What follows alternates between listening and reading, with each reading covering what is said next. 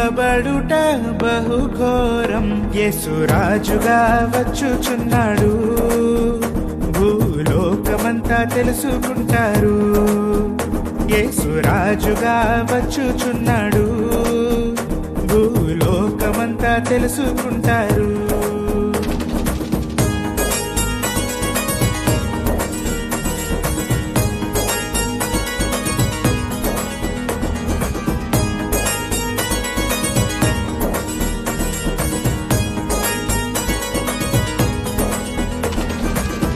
ఏడేండ్లు పరిశుద్ధులకు విందబోతుంది, ఏడేండ్లు లోకం మీదికి శ్రమ రాబోతుంది.